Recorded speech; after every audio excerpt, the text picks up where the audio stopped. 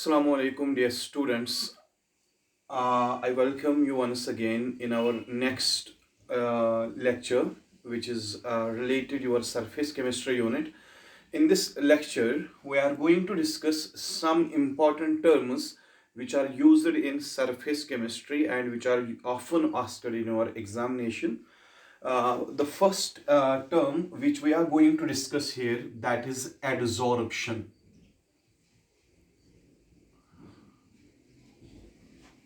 Adsorption जो है, it is not absorption, it is adsorption. ये टर्म है adsorption, it was actually determined from a Latin word sorbere. In Latin language, there is a word that is called serbir, and this serbir word means to suck up. To suck up.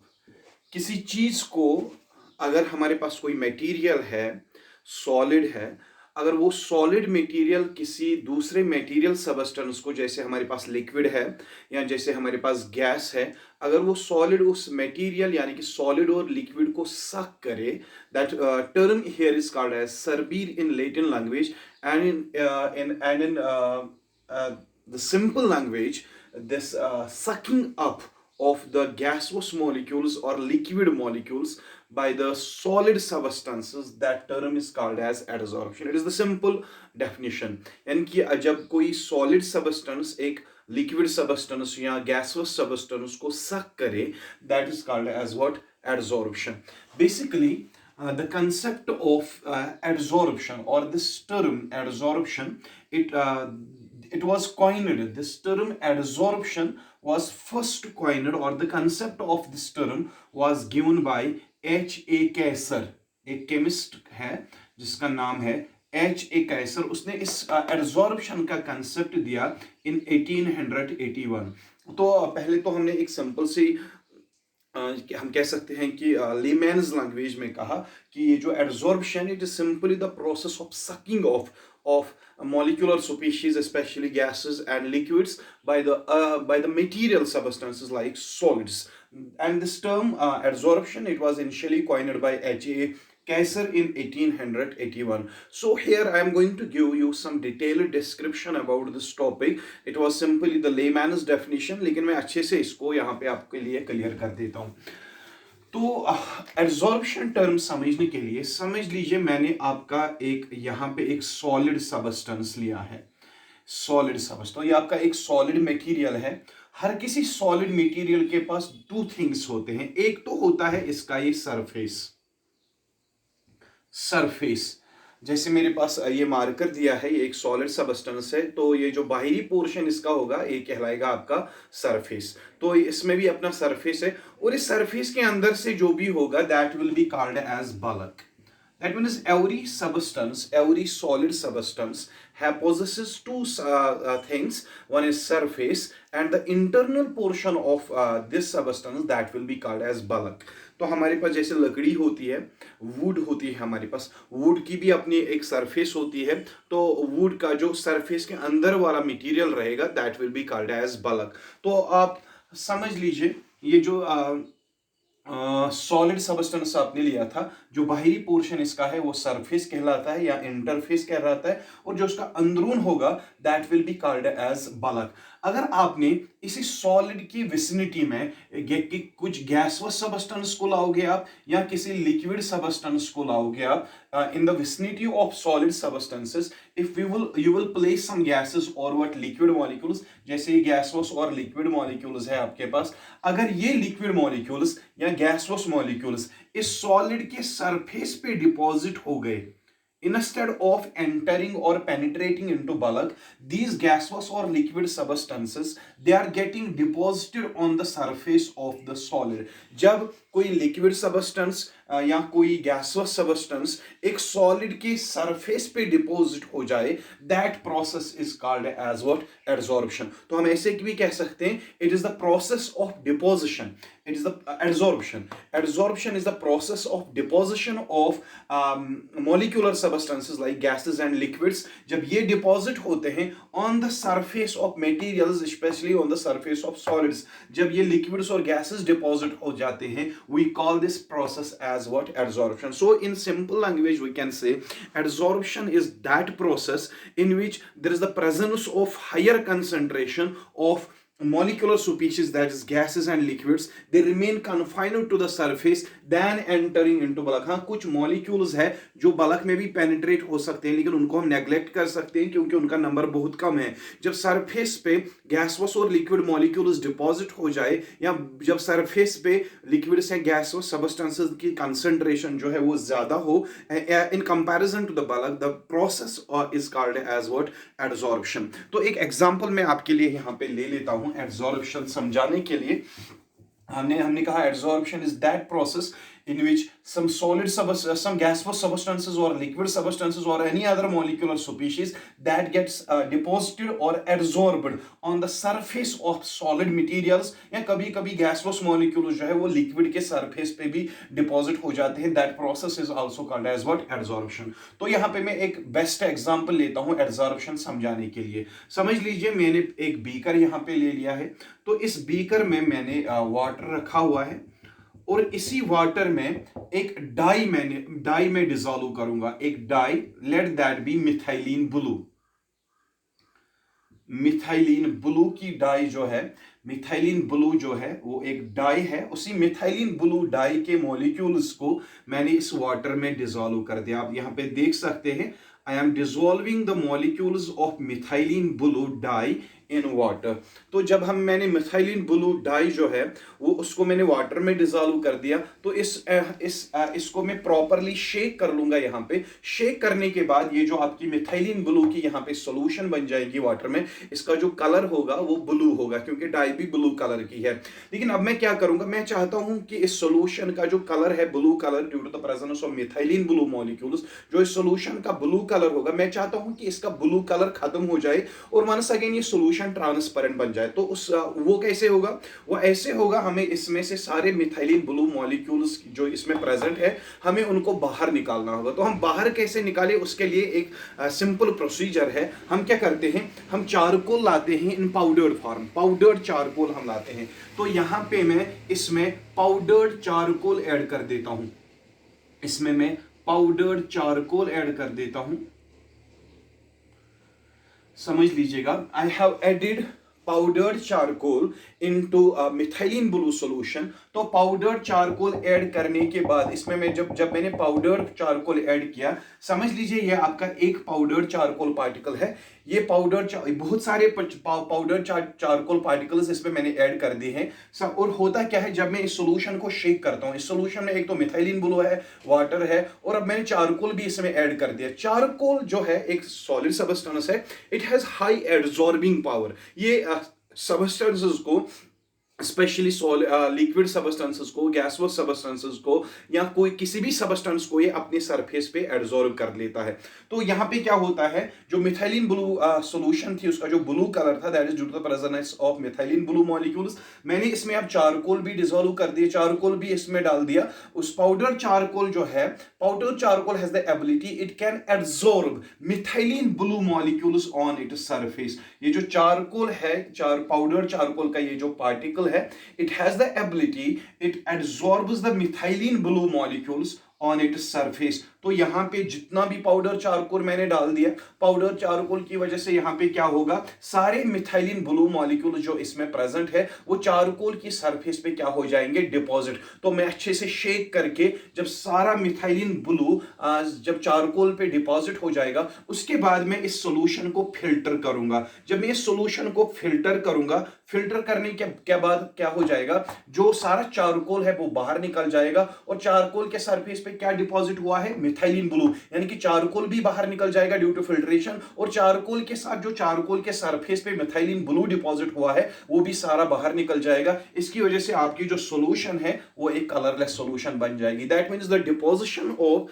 Methylene blue molecules in their aqueous form, when they get deposited on the surface of charcoal, it represents the best example of what? Adsorption. That means we have retained the original color of water. That is, ये जो colorless solution यहाँ पे थी, इसमें जब हमने methylene blue डाला था, उसकी वजह से इसका कलर ब्लू हो गया था। तो हमने क्या किया, चारकोल डाल दिया। चारकोल का एब्जॉर्बिंग पावर बहुत ज्यादा है, मिथाइलिन ब्लू को अपने सरफेस पे एब्जॉर्ब करके इस सॉल्यूशन को वंस अगेन कलरलेस बनाता है। तो दूसरी एग्जांपल में जो एब्जॉर्प्शन की यहाँ पे दे देता हूं आपके लिए।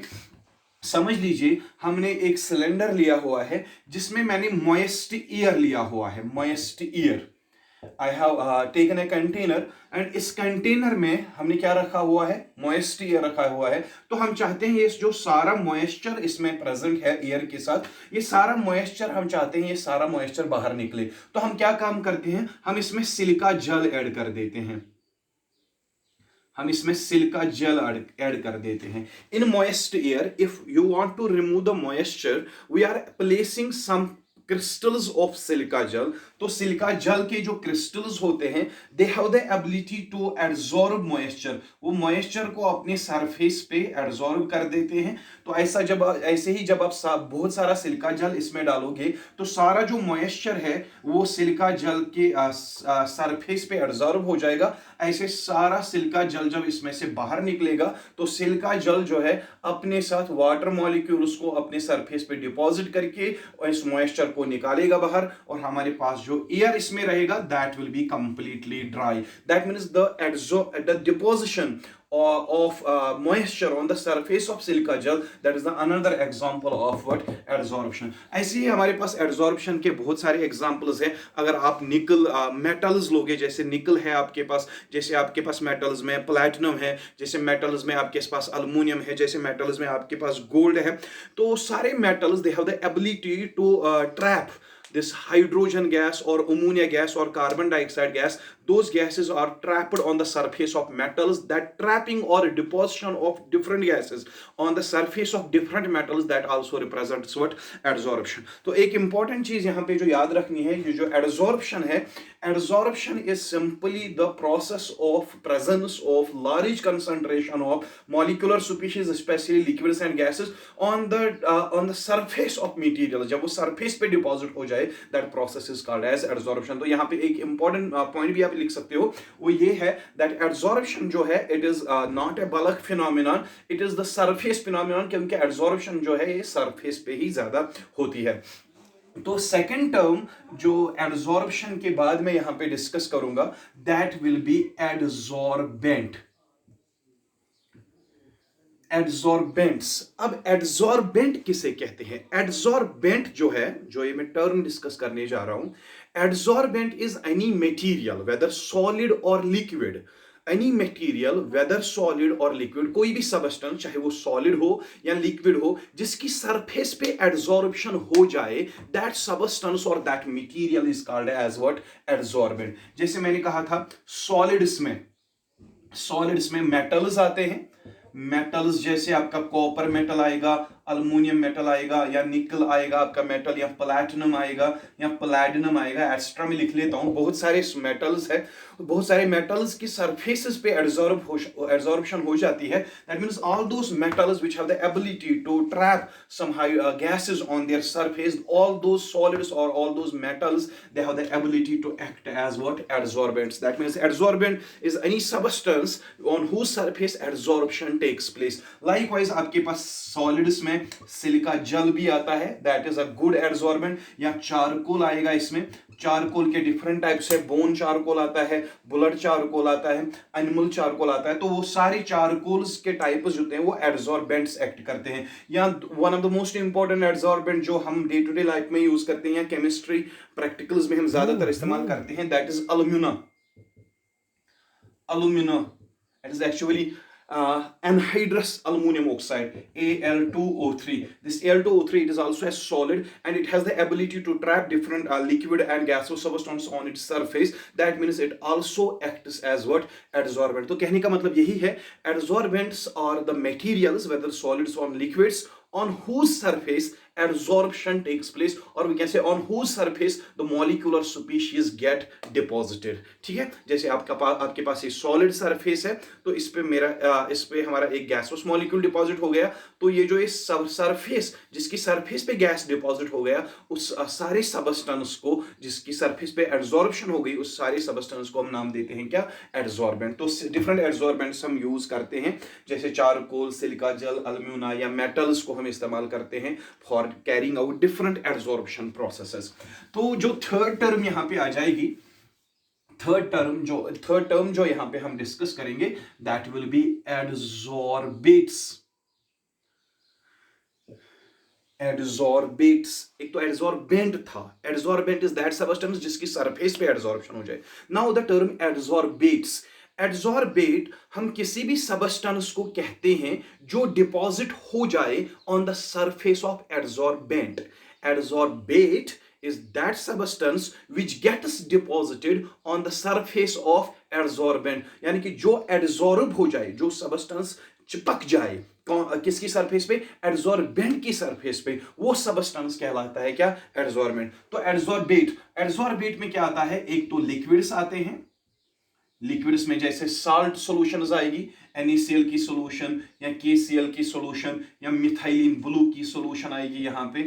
ऐसे ही गैसेस आएंगे इसमें. गैसेस जो है लाइक हाइड्रोजन गैस आएगा, लाइक नाइट्रोजन गैस आएगा, लाइक कार्बन डाइऑक्साइड गैस आएगा, लाइक आपका NH3 अमोनिया गैस आएगा, या different gases. That means all those gases or all those liquids or liquid solutions which get deposited on the surface of adsorbents. All those liquids or gases which get deposited on the solid surfaces or those substances are called adsorbates. कहने का मतलब ये है, adsorbates वो होते हैं जो adsorb होते हैं किस पे? On the surface of adsorbent. तो adsorbates आ गए. तो अब मैं ऐसे कह सकता हूं, अगर मुझे एडसॉर्प्शन को प्रॉपरली डिफाइन करना हो, I can say adsorption is the process of deposition of adsorbates on the surface of adsorbents. That process is called as adsorption. तो ये जो एडसॉर्प्शन में कौन डिपॉजिट होता है? एडसॉर्बेट. किसकी सरफेस पे डिपॉजिट होता है? एडसॉर्बेंट की सरफेस पे. तो प्रोसेस का नाम क्या पड़ता है? एडसॉर्प्शन. और जो एडसॉर्प्शन है सरफेस पे कन्फाइंड रहती है, that is why it is called as a surface phenomenon. अब और एक टर्म में यहां पे आपको के लिए डिस्कस करूंगा, that will be called as absorption. Absorption. Now we were previously discussing adsorption. Now we are going to discuss adsorption. Adsorption here is the bulk phenomenon. Is the bulk process. अभी तक हम कह रहे थे अगर solids और liquids या gases और लिक्विड्स अगर ये सॉलिड्स के सरफेस पे डिपॉजिट हो जाए, that is called adsorption.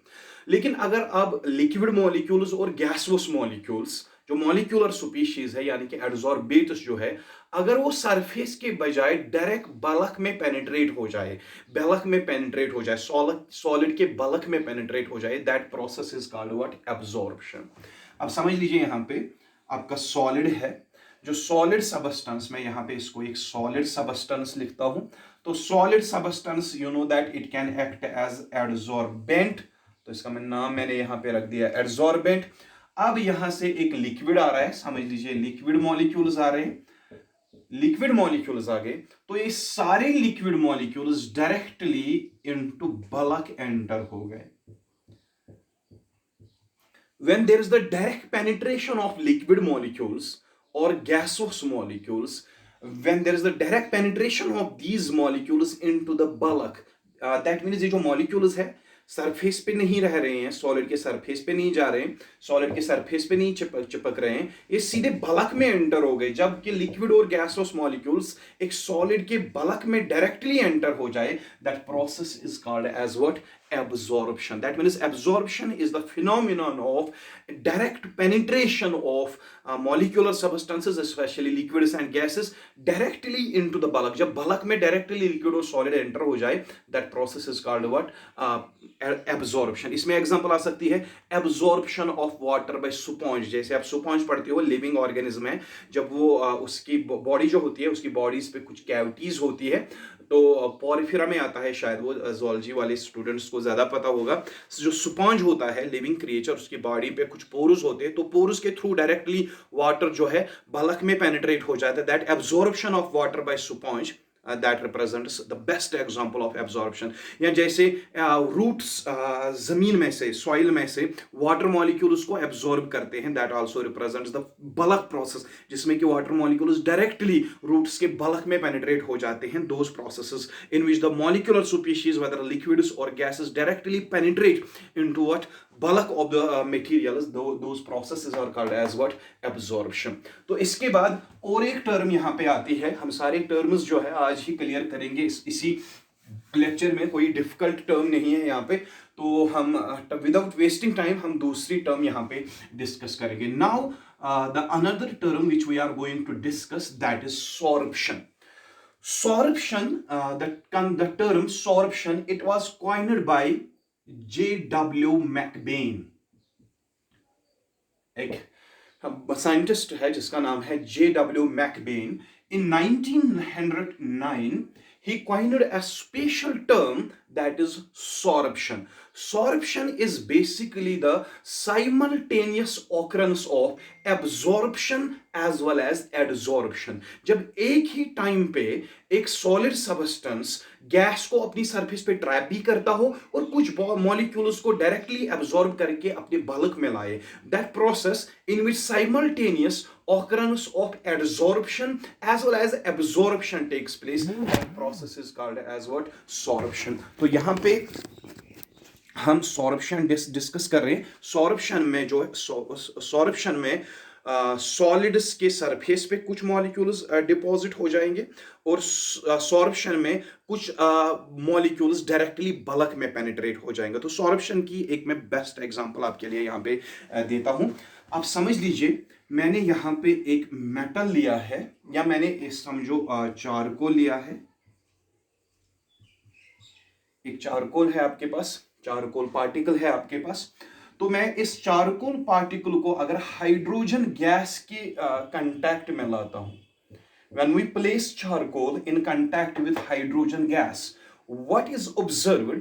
Some of the gaseous molecules, hydrogen की gaseous molecules कुछ सरफेस पे ट्रैप हो जाते हैं, that is called adsorption. तो adsorption हो गई यहाँ पे। At the same time, some of the other molecules of hydrogen gas, they get penetrated into the bulk of charcoal. तो यहाँ पे कुछ हाइड्रोजन गैस के मॉलिक्यूल्स जो है वो इसके सरफेस पे डिपॉजिट हो गए, कुछ हाइड्रोजन गैस के मॉलिक्यूल्स जो है जो बल्क में पेनिट्रेट हो गए। तो यहाँ पे एड्सॉर्प्शन भी हो रही है, एब्सॉर्प्शन भी हो रही है। यानी कि चारकोल को जब आप हाइड्रोजन की विसिनिटी में रखोगे तो it can both absorb as well as absorb hydrogen gas. That means this process is the best example of what? Sorption. तो सॉर्प्शन यहां पे आ गई। सॉर्प्शन के बाद और एक टर्म आती है, that is occlusion. Occlusion is also sorption, but that is a special case of sorption. Occlusion मैं लिख लेता हूं यहां पे, occlusion. Occlusion is actually sorption of hydrogen gas or any gas. Occlusion is sorption of any gas taking place on the surface or in the bulk of metals. जब किसी metal के surface पे या मेटल के bulk में किसी gas, specially hydrogen gas या कोई भी गैस किसी मेटल के सरफेस पे एब्जॉर्ब हो जाए या एट द सेम टाइम वो इसके बल्क में पेनिट्रेट हो जाए, that process obviously that is sorption. But this special case of sorption of gases on the surface or bulk of the metals, that is called as what? Occlusion. जो occlusion का concept है that was given by Thomas Graham. तो Thomas Graham ने ये concept कब दिया है? इन 1861। 1861 में जो थॉमस ग्रैहम है इसने एड्सॉर्प्शन के बदले बदले ओक्लूजन टर्म का कंसेप्ट दिया था, that is absorption is completely different and occlusion is completely different, but जो इनिशियली टर्म दी गई थी दैट वाज ओक्लूजन। ओक्लूजन को हम ऐसे भी कह सकते थे, it is the process of absorption of gases on the surface of metals. Later on the metals जो होते हैं, ये देखा गया है कि मेटल्स जो है वो गैसेस को एब्जॉर्ब भी कर लेते हैं, एब्जॉर्ब भी कर लेते, तो ये एक स्पेशल केस ऑफ सॉर्प्शन है, उसी का नाम रखा गया था क्या, ओक्लूजन। तो अब हमारी लास्ट टर्म यहां पे हम डिस्कस करेंगे।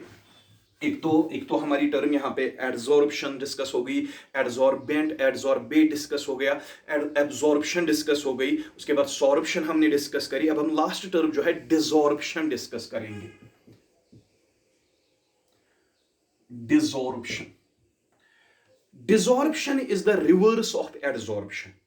जैसे हमने कहा था, अगर कोई गैसोस मॉलिक्यूल या लिक्विड मॉलिक्यूल या एड्जॉर्बेट किसी सॉलिड या एड्जॉर्बेंट की सरफेस पे डिपॉजिट हो जाए, दैट इज कॉल्ड एड्जॉर्प्शन।